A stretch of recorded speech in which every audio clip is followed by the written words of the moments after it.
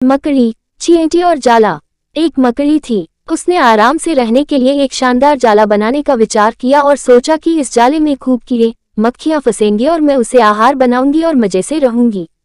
उसने कमरे के एक कोने को पसंद किया और वहां जाला बुनना शुरू किया। कुछ देर बाद आधा जाला बुनकर तैयार हो गया। ये देखकर वह मकड़ी काफी खुश हुई कि तभी अचानक उसकी नजर एक बिल्ली पर पड़ी जो उसे देखकर हंस रही थी। मकड़ी को गुस्सा आ गया और वह बिल्ली से बोली, हंस क्यों रही हो?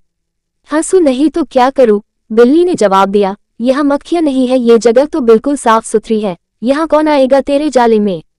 ये बात मकड़ी के गले उतर गई।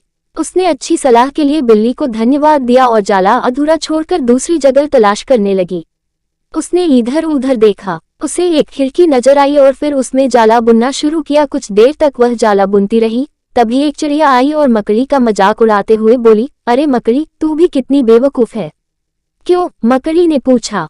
चिड़िया उसे समझाने लगी, अरे यहाँ तो खिड़की से तेज हवा आती है, यहाँ तो तू अपने जाले के साथ ही उड़ जाएगी। मकड़ी को चिड़िया की बात ठीक लगी और वह वहां भी जाला अधूरा बना छोड़कर सोचने लगी, अब कहाँ जाला बनाया जाए। समय काफी बीत चुका था और अब उसे भूख भी लगने लगी थी। अब उसे एक अलमारी का खुला दरवाजा दिखा और उसने उसी में अपना जाला बुनना शुरू किया। कुछ जाला बुना ही था तभी उसे एक कॉकरोच नजर आया जो जाले को अचरज भरे नजरों से देख रहा था। मकड़ी ने पूछा, इस तरह क्यों देख रहे हो? कॉकरोच बोला, अरे यहाँ कहाँ जाला बुनने चली आई, ये तो बेकार की अलमारी है, अभी ये यहाँ पड़ी है, कुछ दिनों बाद इसे बेच दिया जाएगा और तुम्हारी सारी मेहनत बेकार चली जाएगी। ये सुनकर मकड़ी ने वहां से हट जाना ही बेहतर समझा।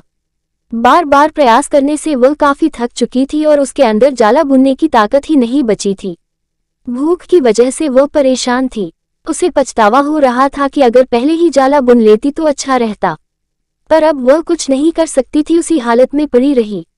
जब मकड़ी को लगा कि अब कुछ नहीं हो सकता है तो उसने पास से गुजर रही चींटी से मदद करने का आग्रह किया।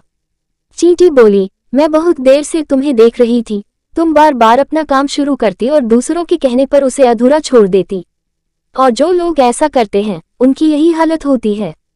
और ऐसा कहते हुए वह अपने रास्ते चली गई और मकड़ी पछताती हुई निढाल पड़ी रही।